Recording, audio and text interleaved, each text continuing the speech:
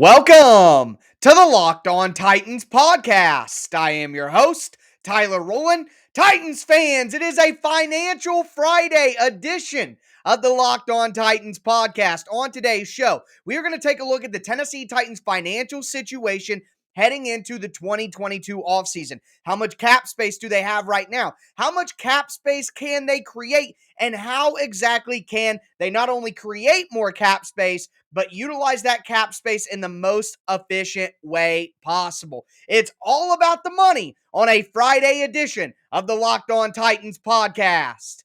Let's get it. You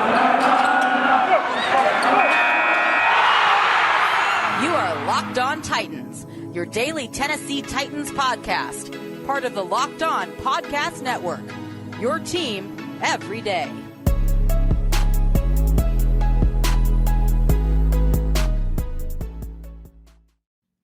Titans fans, it is a Financial Friday edition of the Locked On Titans podcast. We're going to talk about the Titans salary cap situation, how they can create more, how they can use it, all of that on today's show. If it ain't about the money, then we ain't talking about it today. So we are going to dive into all of that. Before we do, want to thank you guys for making the Locked On Titans podcast your first listen every day. If this is your first ever listen to the Locked On Titans podcast, I am your host, Tyler Rowland, been a Tennessee Titans fan since the team moved to Nashville. I have a focus on the X's and O's. I'm always breaking down the tape, breaking down the scheme, but we also focus on all the news and notes coming out of Nashville as well. And I'm going to be pumping out daily, Monday through Friday, Tennessee Titans content, not only during the season, but all year long. So make sure that you stay locked in to the Locked On Titans podcast on whatever platform you do stream. Check out the Locked On Titans YouTube channel as well. Subscribe over there. Smash that notification bell so you know when my content goes live. Hit that thumbs up button if you're watching on YouTube right now.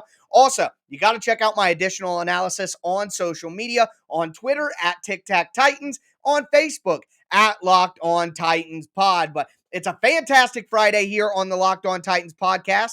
Let's get into some money talk. To begin this talk and begin this conversation, we have to start from where the Titans are financially right now. And a lot of great websites out there to track this stuff. You got places like Spot Track. You got places like Over the Cap that do a great job of not only giving you the information, but allowing you to mess with it. So that's exactly what I've done to kind of create a path here for the Tennessee Titans to maximize their cap space, but in a smart way. Because right now, if you take a look at the Titans situation, they have negative $8.7 million in cap space. That's right. They are in the negative. So obviously moves are going to be made to fix that issue, but it's not just about getting back to good and getting back to having some cap space. It's about maximizing that cap space, because the reality here is the Titans have a lot of holes that they need to fill if they want to make a Super Bowl run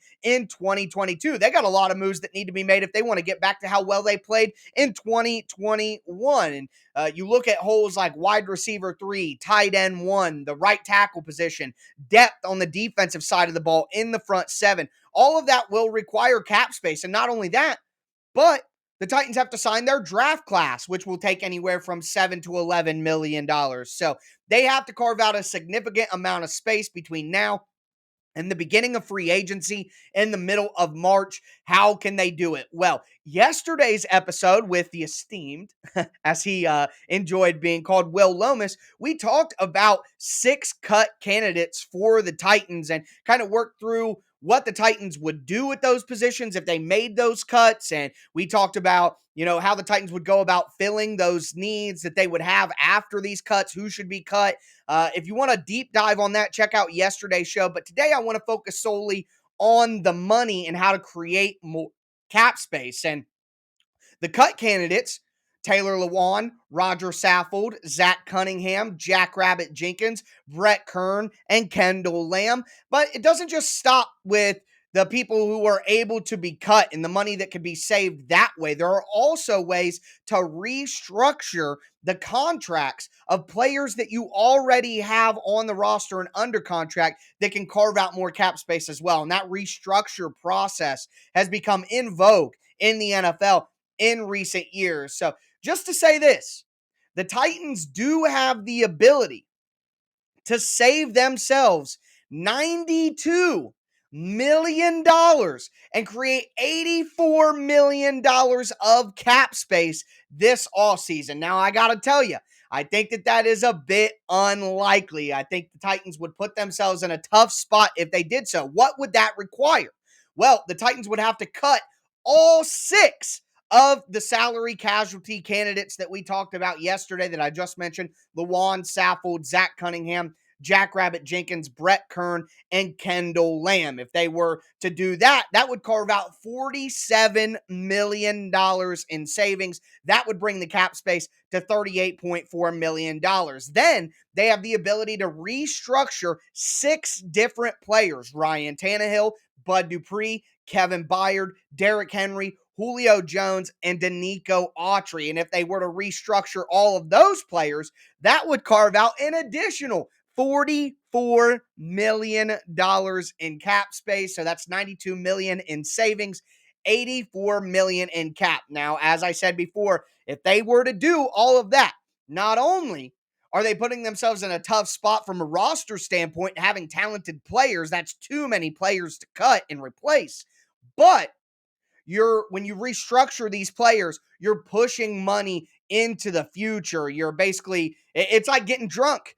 You're having a good time today, but the bill will come due tomorrow. So just how hungover do the Tennessee Titans want to be from a cap space standpoint? Well, I don't think that they're going to do all six cuts. I don't think they're going to do all six restructures, but now that we know what the possibilities are in the $84 million in cap space, let's go about this in a more responsible way that doesn't completely decimate the roster and decimate future cap situations. We're going to talk about that as we go through today's show. But here's the basis.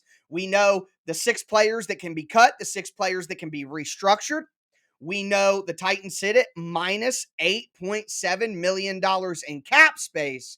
So let's talk about what I think they actually should do to create enough cap space to make the team better while also keeping the pieces and keeping their financial future intact. So we're going to get to that as we continue talking on this Financial Friday edition of the Locked On Titans podcast. Before we get into the rest of the conversation, though, I want to tell you guys about betonline.net. Football season might be over, but basketball season is in full swing with pro and college hoops. And it's not just basketball. BetOnline.net has hockey, boxing, UFC, Olympic coverage, even your favorite Vegas casino game. So for all the latest odds, totals, player performance props, make sure you go to betonline.net, the number one spot for all your sports betting needs. BetOnline remains the best spot for all your sports scores, updates, and news this season. Head to their website today or use your mobile device to learn more about the trends and the action. BetOnline, where the game starts.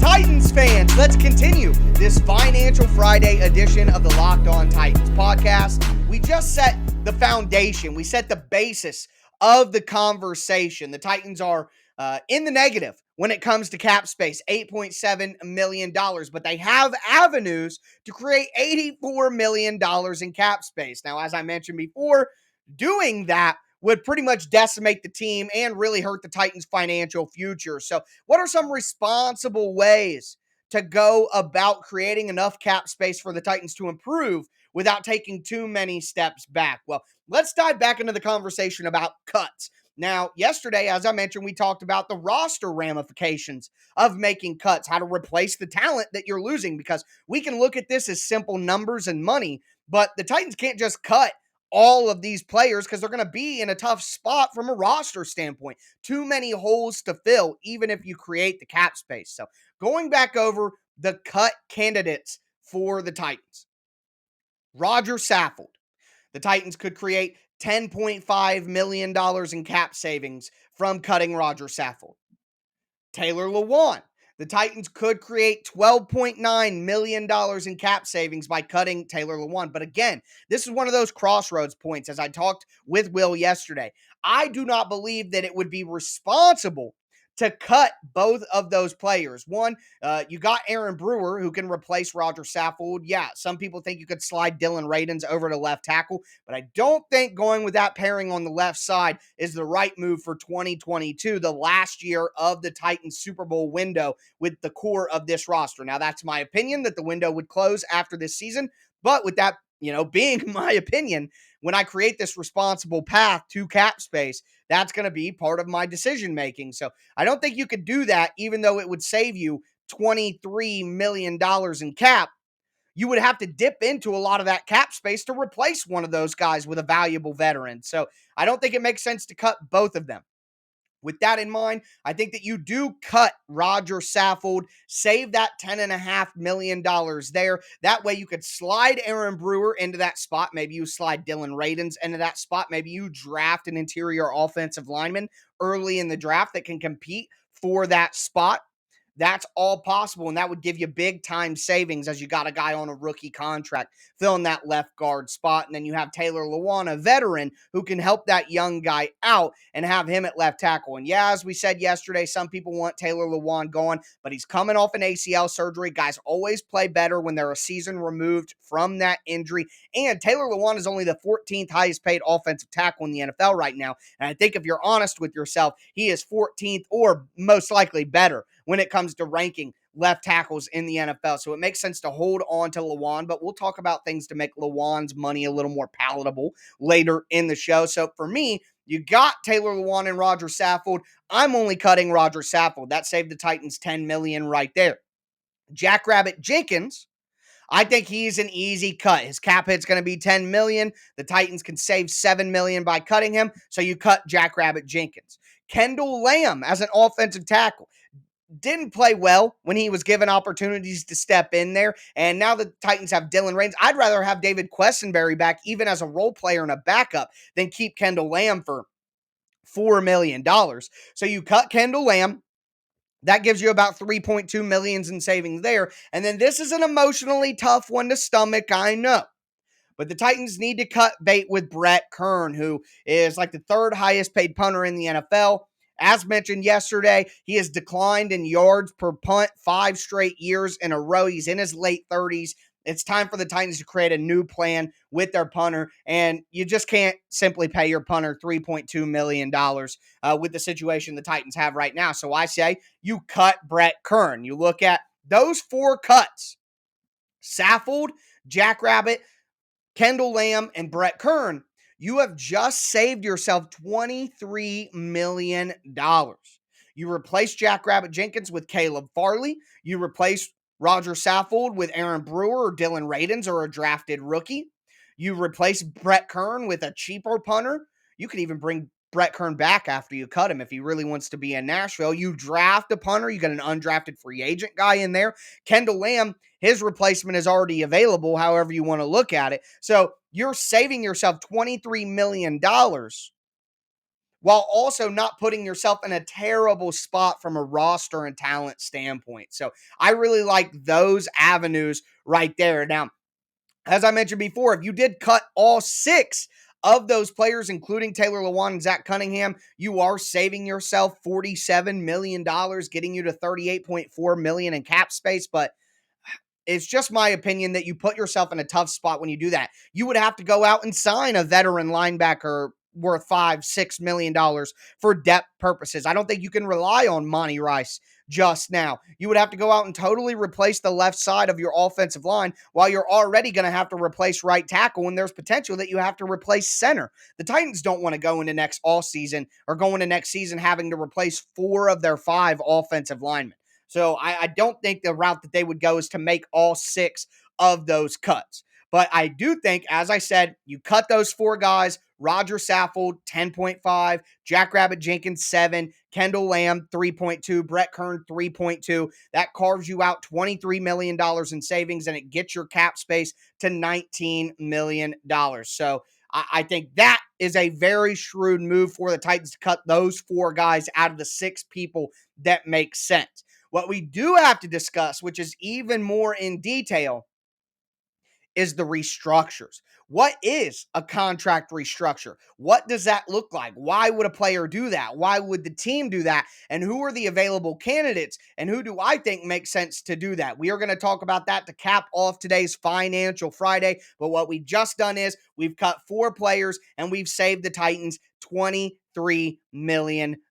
So going from there, we're going to dive into the restructure options for the Titans, what they have on the table, what I think they should do, and what it all means. Before we get into that, do want to tell you guys about the best tasting protein bar in the galaxy from our friends over at Built Bar. Built Bars are the best of both worlds when it comes to protein bars. They're not chalky and waxy and hard to choke down like most protein bars. They have a ton of delicious flavors, and they're all covered in 100% real chocolate. Not only that, but they are healthy for you as well. They're low calorie, low sugar, high protein, high fiber. It's February, so your New Year's resolutions are probably out the door already, but you can continue to focus on eating right when you use Built Bars in your plan, either as a healthy meal substitute or just a guilt-free snack. I got to tell you, there are some flavors of Built Bar that I think are far and away better than some candy bars that I've had, like the peanut butter brownie, the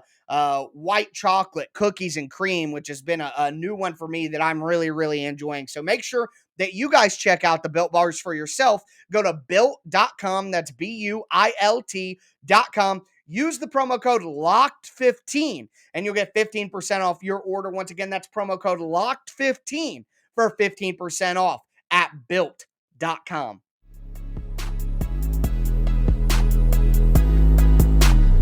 Titans fans, let's cap off this Financial Friday edition of the Locked On Titans podcast, looking at the restructure possibilities that the Titans have. What does that mean? What is a restructure? Who's available? And ultimately, based on my opinion, who should they restructure? Because there are downfalls and there's upside, of course, to that process. Before we get into that, I do want to thank you guys again for making the Locked On Titans podcast your first listen every day. As for your second listen, check out the Locked On Bets podcast hosted by your boy Q and handicapping expert Lee Sterling. I told you guys where to place your bets. Now I'm going to tell you where to go to get your gambling advice before you place those bets on betonline.net. The Locked On Bets podcast has daily picks, upset specials, Lee Sterling's lock of the day. You can find it on any podcast platform and always free. Presented by betonline.net, part of the Locked On Podcast Network. Check out the Locked On Bets podcast. But the first question, what the heck is a restructure?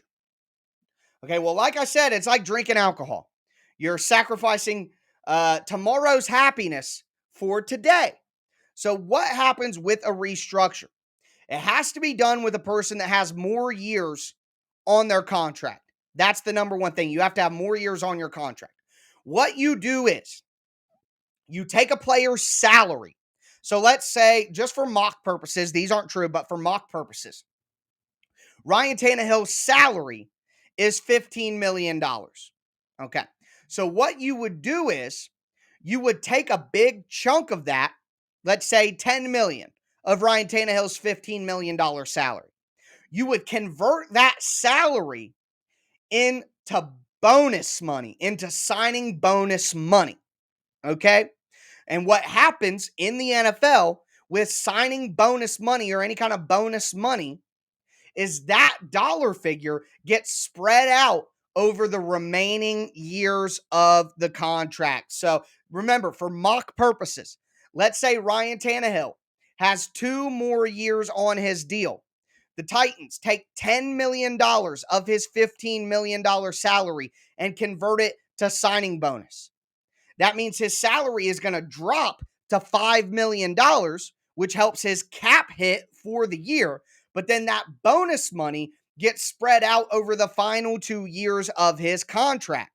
So what the Titans are doing is they're lowering his cap hit this year, but they're raising his cap hit in the following years as that bonus money goes from being on the cap this year to being spread out over the cap over the next few years. So remember, that's not the exact numbers for Ryan Tannehill. That is a mock situation, but that is so that you guys understand what they're doing. They're taking salary for this season, converting it to bonus money so that they lower the salary for this season and lower the cap hit. And then that bonus money is spread out over the remaining years of the contract, meaning that they're paying more for the player in future years, but paying less for the player this year. So the Titans have done this before. They did it with Julio Jones last year after he was brought on board. They've done it with Kevin Byard in the past. Those things have happened. So, with that being said, with an understanding of what restructuring is, the good and the bad, who is available to be restructured for the Titans and how much money would it even save? Well, let's go through it here. Ryan Tannehill, if you restructure his contract, it would save the Titans $13.9 million. If you restructure Bud Dupree's contract, it would save the Titans $11 million. If you restructured Kevin Byard's contract, it would save the Titans $7.3 million. If you restructured Derrick Henry's contract, it would save the Titans $5.4 million. If you restructured Julio Jones's contract, it would save the Titans $5 million. If you restructured Denico Autry's contract, it would save the Titans $2 million. Now, worth mentioning here, there are other candidates that were cut candidates as well. Instead of cutting Taylor Lewan and saving $12.9 million, the Titans could restructure his contract and it would save them $5.8 million. So, a little less than half of what they would get if they cut him. Zach Cunningham's contract could be restructured, and instead of cutting him and saving $10 million, it would save them $6 million. So if the Titans just restructure the first 6 guys I mentioned, that saves them $44 million. So the possibilities here are essentially endless, quite frankly. And like I said at the beginning of the show, if the Titans were to restructure all 6 and cut all 6 of the candidates that we discussed, it would get them to $84 million in cap space. Now, they're not going to do that because, one, you're pushing a lot of money into the future then, and you're getting rid of 6 players that are going to be hard to replace as a totality. So with that all in our minds, what should the Titans do? Pretty simple for me. You cut Roger Saffold, Jackrabbit Jenkins, Kendall Lamb, and Brett Kern. That gives you $23 million in savings. You restructure Kevin Byard, Taylor Lewan, and Zach Cunningham. You put all that together, that saves you $43 million total. Now, you might be asking, Tyler, why wouldn't they just restructure everybody? Well, again, when you restructure, you're basically robbing Peter to pay Paul. That money will come due, and it'll come due in later years. You're kicking the can down the road financially. Why do I not want to do that with Ryan Tannehill? One, the Titans need to give themselves avenues to get out of Ryan Tannehill's money. They don't need to make it harder for them to get rid of Ryan Tannehill in the future. That's not what they need to do. After this season, the Titans have a chance to get out from Ryan Tannehill's contract with minimal dead money. You're increasing the dead money you got to take on in future years by restructuring his contract. So don't do that. Eat the hit. Take the dead hit with Tannehill, take his salary, and just eat it. Okay? So you can get ready to go. I feel the same way about Bud Dupree, and I feel a Rollins rant coming in the near future on Bud Dupree's contract. The Titans can get out from under Bud Dupree's contract with about $9 million of dead money after this season coming up. And I think that would be the smart move. So what you don't want to do is make it more punitive on you to get rid of Bud Dupree after this year by adding dead cap by pushing the bonus money. You don't want to do that with Tannehill and Bud Dupree because I think the Titans should look to get rid of those people entirely after this season.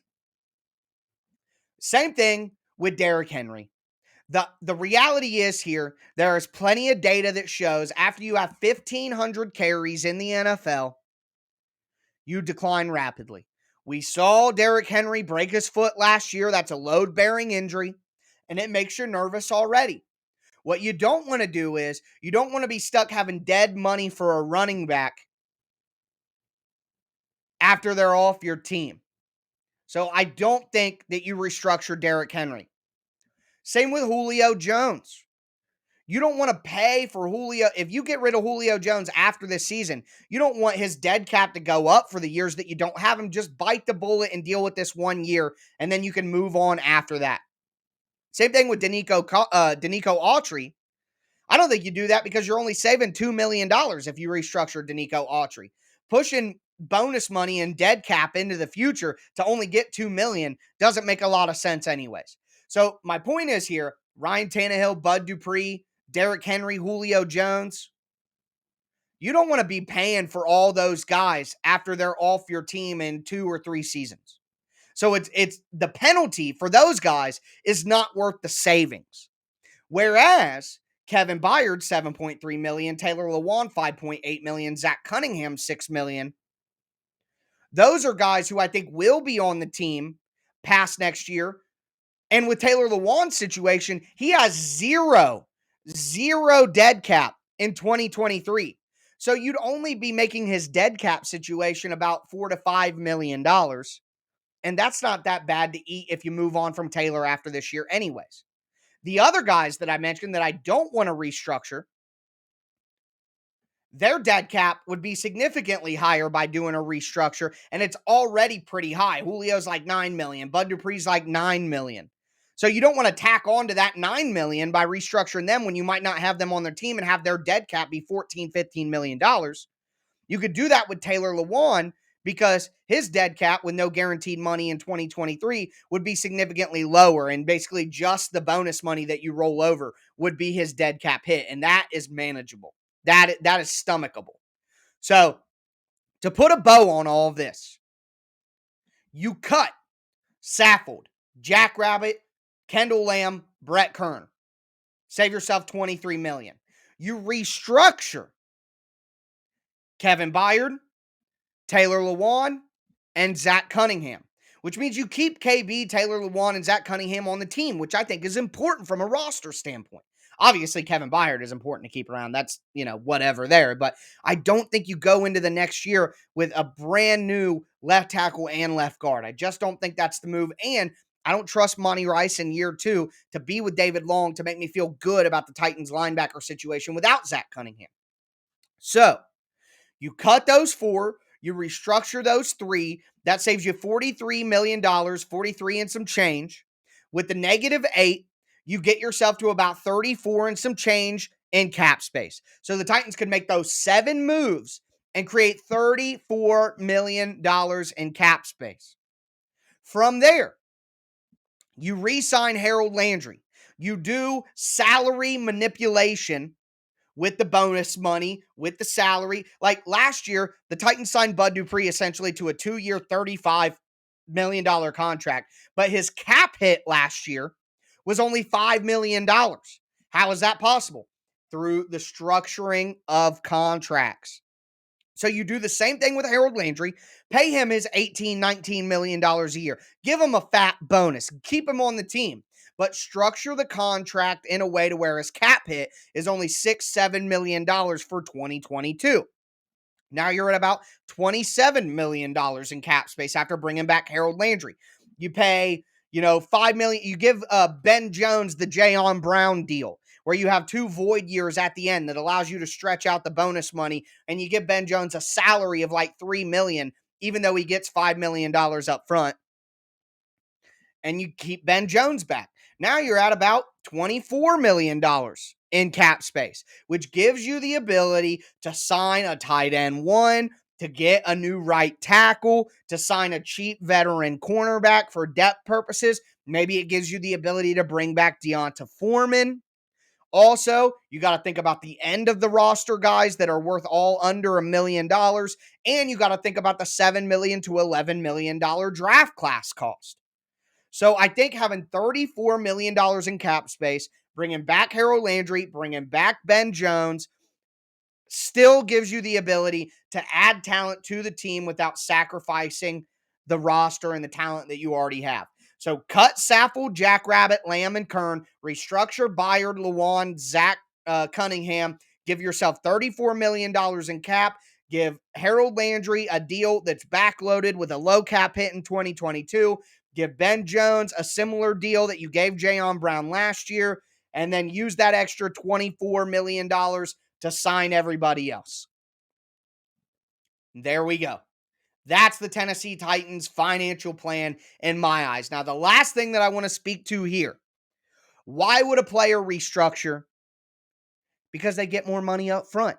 Although that bonus money is paid throughout the next few years of the contract, when money is converted to bonus, it is owed to the player in that season.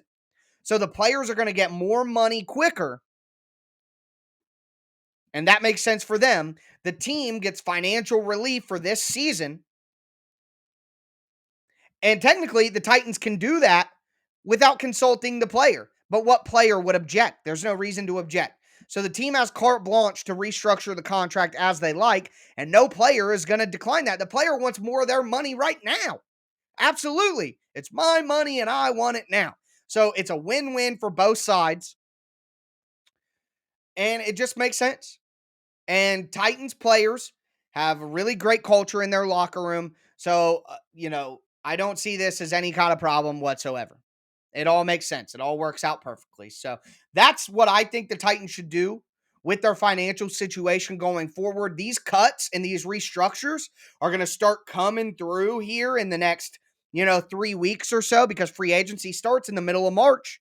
We're, basically less than a month away from when the tampering period begins. So these cuts are going to start coming. These changes are going to start coming. We're going to get a better idea of what things look like. But that is my plan, and that is my path for the Tennessee Titans from a financial aspect going forward. But that's going to do it for me today, folks. I hope you guys enjoyed this in-depth financial breakdown. This is why you listen to the Locked On Titans podcast, the #1 Tennessee Titans podcast in the world. Boom. Have a good weekend, everybody. It's been a great week. Can't wait for next week. As always, I am your host, Tyler Rowland, and this was Locked On Titans.